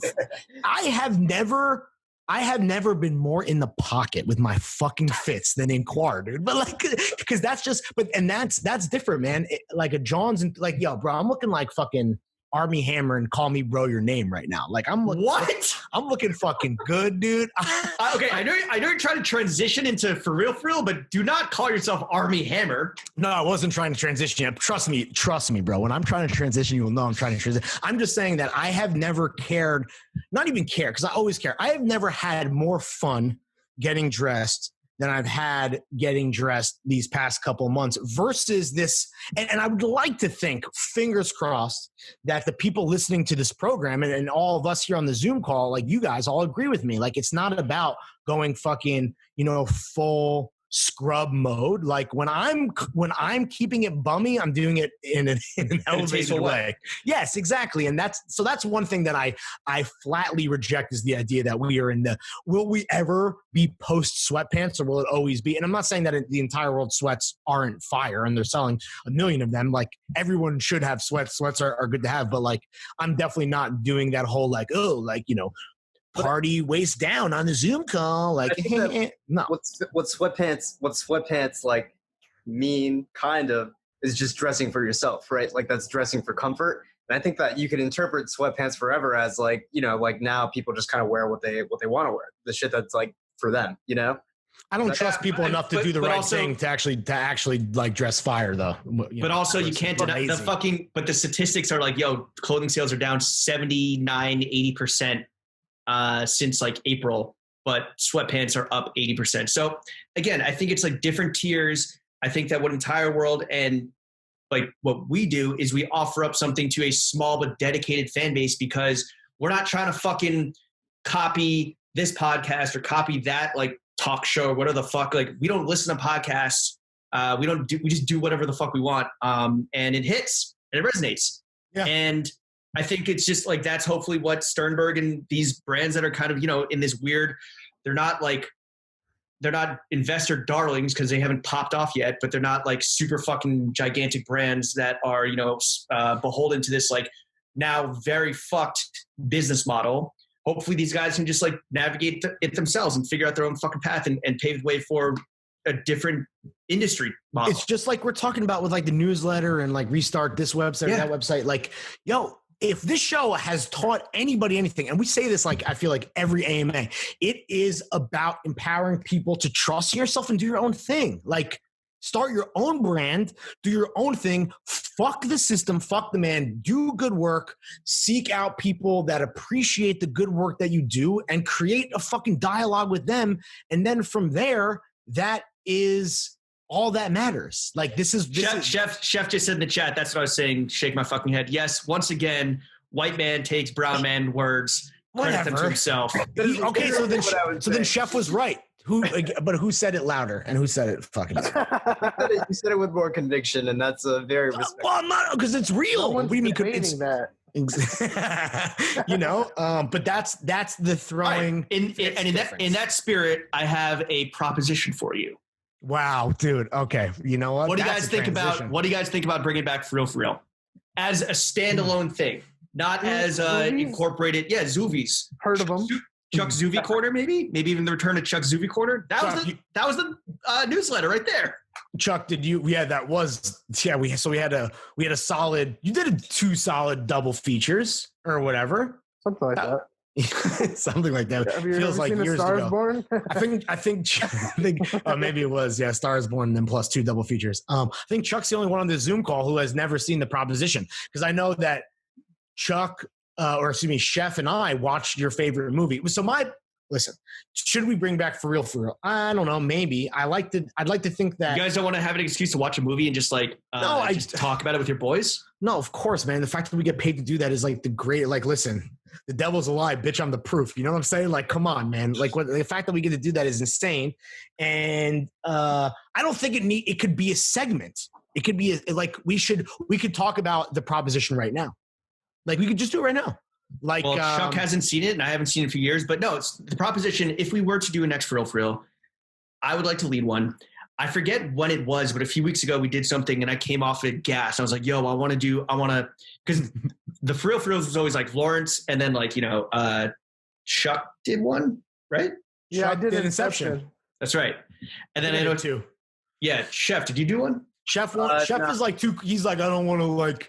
I don't want people to think that I'm not a movie critic. I said I would want to do it for like a Lady Bird or like a coming of age movie. Oh, that's right. We were trying to get you to do Lady Bird, and you were like you're punting it consistently, consistently. I didn't think that was like an earnest request. But what do you? It should be the next one. The disgenuine one. The disgenuine one was 500 Days of Summer.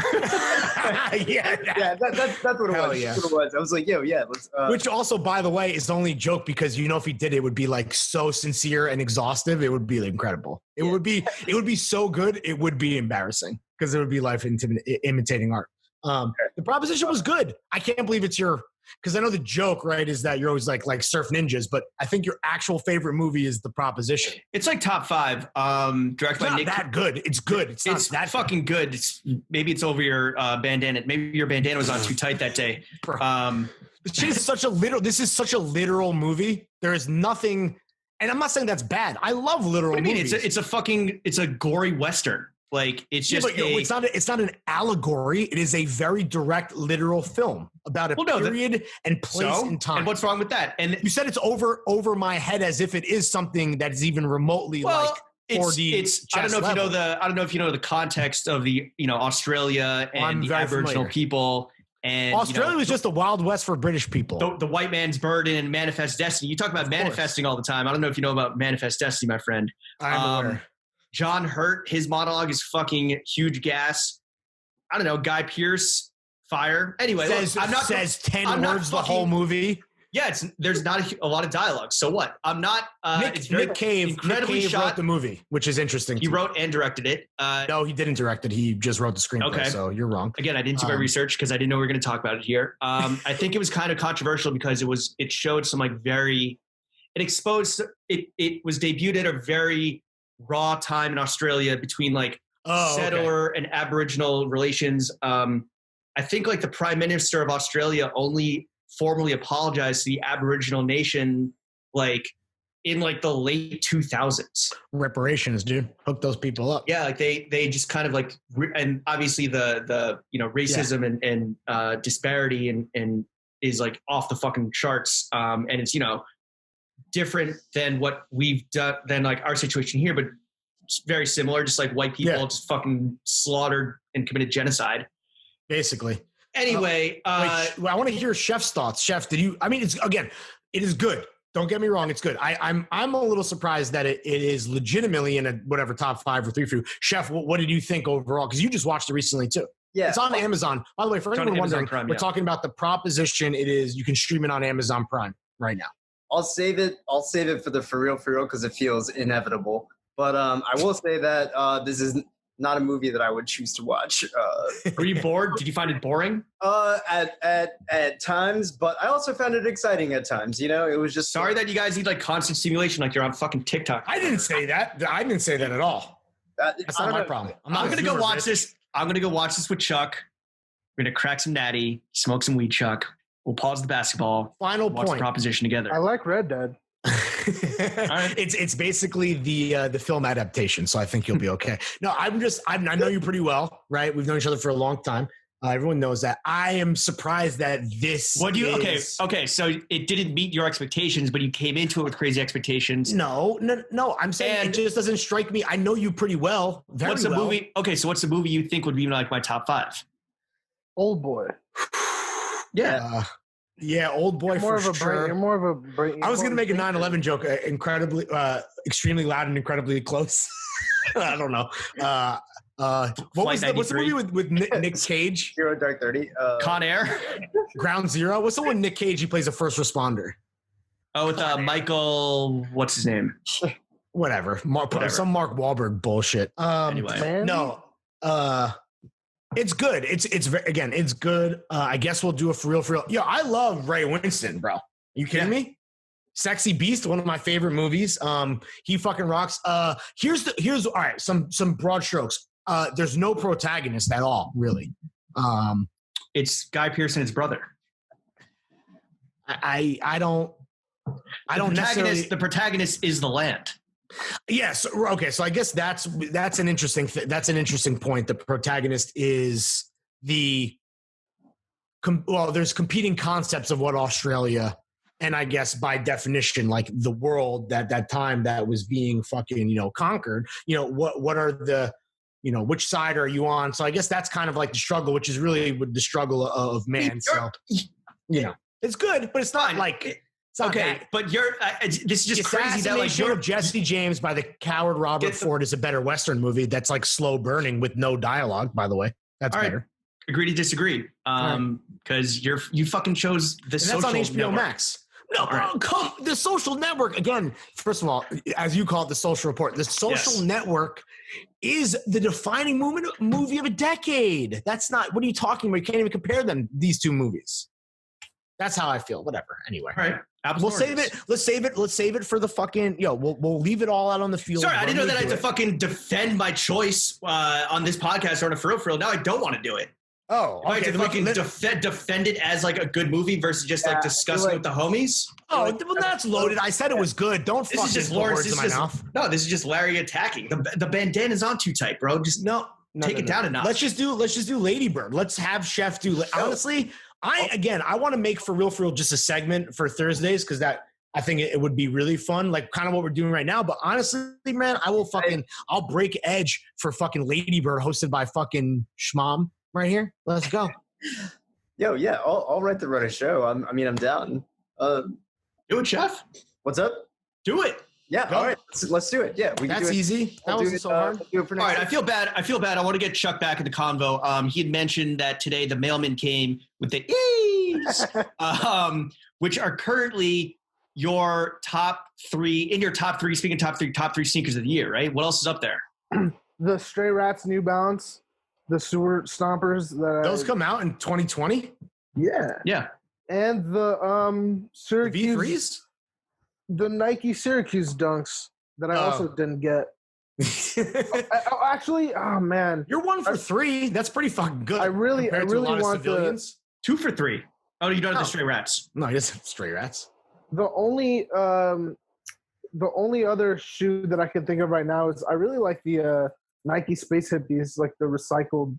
Oh, come on, bro. Literal trash. Yeah, they're literal garbage. I think they're cool. No, you wouldn't wear those. You're capping 100%. They're expensive too, right? Aren't they like crazy expensive? Not at all. Oh, maybe I'm thinking of something else. Anyway, all right. So you're 1 for 3 on your top 3. Again, I think that's hashtag blessed compared to a lot of fucking civilians and pedestrians out here. But I think that in your top 3, this is the perfect segue. You have a Reebok, you have an NB, and you have a Nike. And that's the whole point, which is like, yo, we feel like the sneaker hierarchy, Chuck, agree or disagree, has actually truly, like, we've been building up to this point for a while. Like, again, the Straight Rats New Balances, they feel like they came at the V3s. They feel like they came out like years ago. But definitely like over 6 months ago, but we have approached the point now where it seems like Reebok and New Balance, at least right now, as we are recording on August 11th, 2020, they are kind of running at least this corner of the tasteful sneaker game, which, again, I don't know if you think that's not a big deal, but like this is the first time I feel like we're having this conversation, which to me speaks volumes. Yeah, I think like it's hard to, it's easy to just like cherry pick cool guy collaborators, and not that an entire fucking business model can rely on collaborations, right? That's like your cachet cannot. You can fucking get a spike through collabs, but if your whole shit relies on collabs, like you're fucked. This is kind of like, it goes back to the Sternberg story.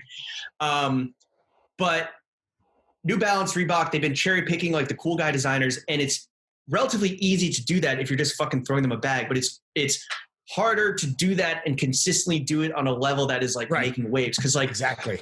This is Adidas and Puma were kind of cherry picking the cool guy designers, but it never really worked.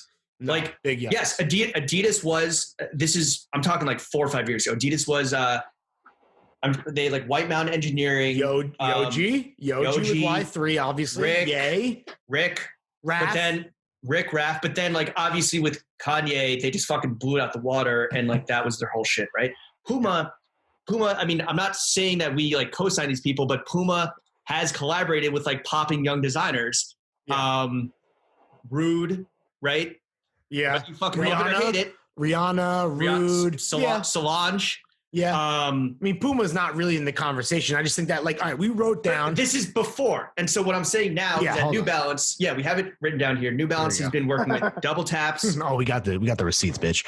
Casablanca, ALD, Dime. I want to see. I need to get a better peek at that one. Yo, the Dime and New Balances look fucking real good. And definitely what's his name? What's his name? Frankie. Yeah, shout out Frankie. Can I get one? A dime piece? Can I get a dime? Frankie, can Chuck hold a dime piece? And then Reebok, Brain Dead. Yo, let's talk about the Beatniks. The Beatniks, which obviously started with the Needles collab. How much were the Needles going for on StockX? I just they're going for $1,900. Yeah. Bro.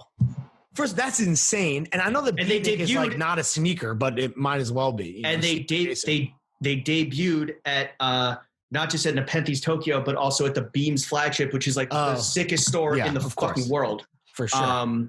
Right. Yeah. So like you love Nanamica, Engineered Garments. You mentioned the Needles beatniks.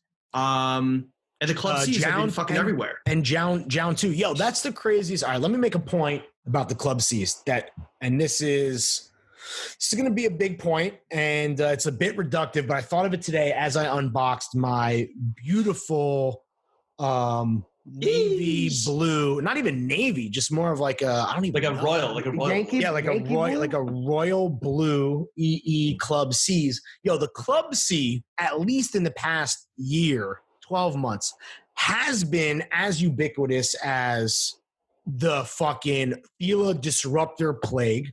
They've been as popular, I feel like, as Yeezys, at least kind of like where I am in either downtown or Brooklyn. But I have never approached the Club C, despite this oversaturation, with any type of malice. Every time I see it, this is no bullshit, and I'm not getting paid to say this.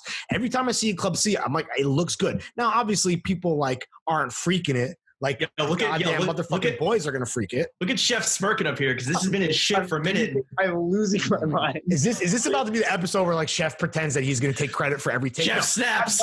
I'm not fucking taking credit. Dude, I used to wear Reeboks. I used to wear Club C's when I started fucking potty with you guys. And you used to shit on me. No, but they were just every single week. Bro, listen, man. Sometimes you need a Jound collab to hit. Chef, sometimes Chef, are you crying?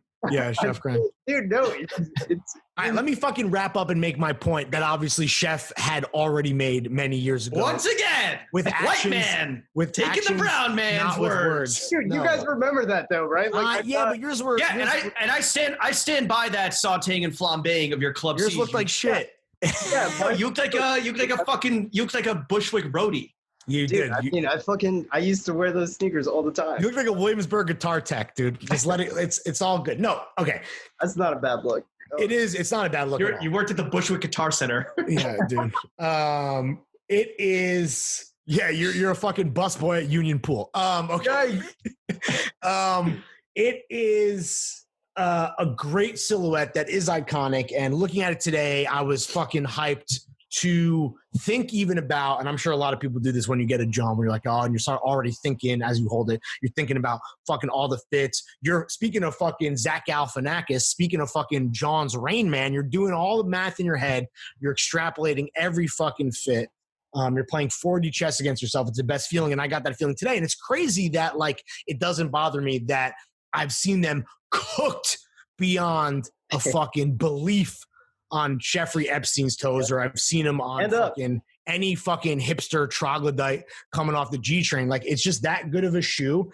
And like, I do admit that the Jound collab recontextualized them in a certain way. Earth tones. For someone like me who is such an aesthete, who is somebody who is such a lover. Instead of Reebok, they say Jound with 4 J's. and that's crazy to me. But like, here's the thing. We just gushed for 5-10 minutes about a variety of things, none of which involved the swoosh, which we all live and die by. Let's not get it twisted. We have not discussed the fucking 3 stripes or Yeezy. Fuck out of here. We haven't really discussed Virgil Abloh in terms of sneaker. And that's crazy. I mean, look at, the 992, the Jounds, right? That everyone is fucking losing their mind over, that we've even given already fucking mic time to on this podcast. Like, just think about the 992. Like, New Balance is doing what brands do, right? They're trying to kind of reintroduce a model. They want to sell a lot of them, and you can do that for general releases by collabs. And we're talking double taps, we're talking Jound. And guess what? I still just want gray 992s. Bro, regular and a lot of people GR 992s, regular GR 992s. Frankie hooked us up.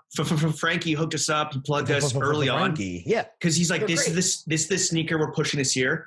The 990. What's our most popular TikTok, Jim? Tell the people what right now is the most popular TikTok. The most popular TikTok on the Throwing Fits Pod TikTok, which soon is, to be RIP, you dead bitch. Yeah, we have like 35 days. Well, it's left. on the gram. It is on the gram now. It is me unboxing the Jound 992s, the Grays. Yeah. It's got tens of thousands of views, which is nothing on TikTok. But the best part is that for us is long. It's so divisive, and whether even if they are eliciting hate, or some people being like, "No, these are just fucking dad shoes. What the fuck's the big deal?" Or these are just like Skechers, is what some of the comments are saying. That's not what we think. Yo, at least people are talking about it. At least like this is like the fucking shoe of the moment, right? Yeah, it's crazy. The one kid that said these look like Sketcher ass dad shoes, he got 16 L's in the comments. Like kids are literally. It's so funny because we're post sneaker, and yet we're fucking leading the sneaker discussion on TikTok. Yeah, and I told Frankie, by the way, I was like, "Yo, this is by far our most popular TikTok, we can do that most viewed TikTok. You're welcome. We could probably double the views if you send us the greens. We just need to obviously have them to do that. So I don't know. Again, if Frankie is listening, fucking bang our line. I mean.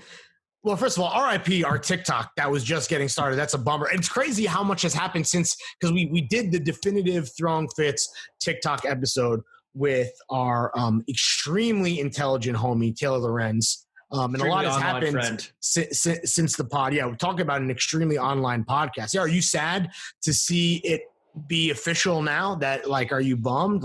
I mean, I don't know. Yeah. Some people are probably like, "This is the James needed an intervention, and the federal government is going to give it to him by way of executive order."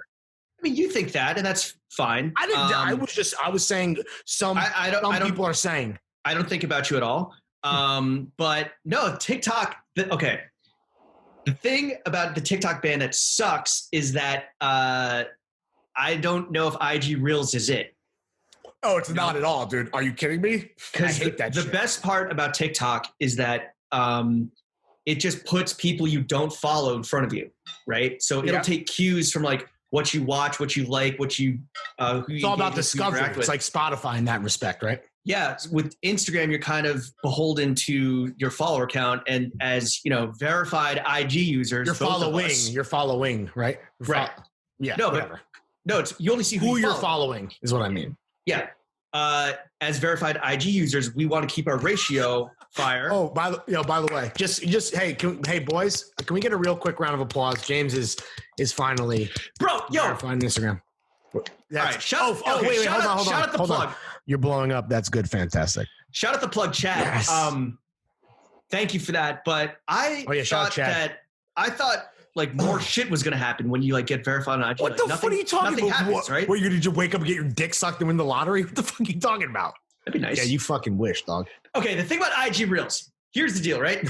There's no fucking creativity. It's people just putting music over videos that are like meme videos that I would have seen already. You are confined to your following unless you go deep on the explore page, which I never do because it's too thoughty for me. With TikTok, it's like someone else said this, like the creativity you see on there is fucking wild. And I know that like the barrier to entry on TikTok is that you get on there and it's like very skimpily dressed, very young women dancing. But once you get past that, there's all fucking types of different worlds. And I went into this with Taylor and I saw your eyes glaze over, Lawrence, when we were talking about it. But like all the different types of TikTok, like that shit just does not exist on IG. So I'm actually legit bummed because so let me ask you, let's get your professional opinion. You were at Snapchat when Stories launched and it basically was the giant killer. So is this going to be more IG Stories, aka change the game and destroy a competitor by just ripping off their own shit? Or is it going to be like IG Live or IG Live or IGTV where it's like we added this feature and no one's really going to use it? I think unless IG really transformatively alters like your little bubble of who you follow and the people that follow you, I could see it not taking off the way unless TikTok just gets banned, right? Because if TikTok just gets banned, there's no competition. But which I guess is the play, right? If you're Zuck's juicy ass, that's what you're going to do. Again, if you're on TikTok, you might discover some shit that you would never, ever, ever, ever have stumbled upon. Whether it's some fucking farm boy that's doing like really funny voice impersonations, or like some meme that only makes sense on TikTok that would only exist in like a certain subculture or subset. you just don't have that discoverability on IG. So you're not going to pivot to Reels. You're not going to take the kind of like the forward momentum that you built for that kind of content for TF, the only podcast that matters. You're not going to be doing it once TikTok is unavailable to you. I'll poke around because like it's kind of like, yo, you got to fish with a fish are, and we have 28,000 followers on IG. Oh no, we almost have 30 on IG. Fine, great, but I don't know what the I mean, the other thing about TikTok, and I'm not good at making them, but like people love the creator tools, right? So like I don't know what IG's offering. I don't know. And the other thing is that again, because you're not confined to just who you follow, like the sharing, I don't think we've gotten 30,000 views on any IG, have we? I honestly couldn't tell you. I would say probably that would be the ceiling if it had happened at all on that platform, to be honest. I mean, look, on a video, at least. Definitely not happening with the clips. I'll tell you that much. Lawrence, what's the motto of Throwing Fits? Innovate, futurate. What is it? Ideation, innovation, futurism. Though I think we fucked it up on the Jüicy Zöömy, so I don't even know. I mean, I could be completely, but I think that's what it is in some. So, what are we gonna do? We're gonna fucking innovate, ideate, futurism. We're gonna become Futurize. GQ. We see you doing fit checks on the reels. Oh, come on, right? What the fuck, man? So that's the thing, man. We gotta be on the fucking cutting edge. We're slightly late with TikTok. Slightly. Yeah, starting 2 weeks before it's banned. I know. I mean, it's circling back to the top. It reminds me of the fashion industry, right? Which is part of, again, going back to that article, like just the latest to adopt social media. And now it's like without social media, the industry would collapse. It was the last industry on fucking any of these platforms. It's like fucking absurd. But I guess we're kind of like that in our own way. Yeah. I don't know, man. Can't leave fashion alone. The game needs me. Exactly. Or needs us, rather. All right. I feel like that was a pretty solid Boys Only. Thank you for watching and listening. The weekly running of the boys. Yeah. Second ever video Boys Only. And apologies for the fucking mic gaff on my end. This shit has been ass from a technical standpoint. Chef, you do so much work. Chuck, I regret to inform you that I'm going to have to steal. I called Sham Shmam by mistake. I was thinking of the mom and Ladybird. Also, I'm smoking weed again. I haven't smoked weed in 4 months, and I'm going to smoke it. I don't know if it makes. You literally just told me. I forget what it was. Whether it was before the Zoom, you're just like, "Yo, I'm not going to smoke weed during pods because I definitely pod better when I'm not high." Well, I changed my mind. Chuck, I haven't smoked in a month. Almost exactly. Really? I'm smoking it. Well, I don't know. Listen, we're on YouTube, right? Fucking comment below. Would you rather me pod sauteed and flambéed? And with that, you get a little stumble, you get a little bumble, but maybe you get an extrapolation that is so. That only makes sense to if you. Not only are you smoking the green, but you're wearing the green. I was gonna say so universal that it resonates like nothing. No take has resonated before. I don't know. Let me know in the comments. People don't really comment on the YouTube videos. I would like to see more of that. It's always fun. Well, I like reading. I read all feedback everywhere. So please. Because they watch them. I think it's because they watch them in Patreon. They don't like port over to YouTube. Oh, that's stupid. Don't do that. Whatever. Anyway. It's constantly evolving. One thing that is constant is the fucking outro music, Chef. It's an ever-evolving situation. Hit us with that outro music, Chef. Peace, boys.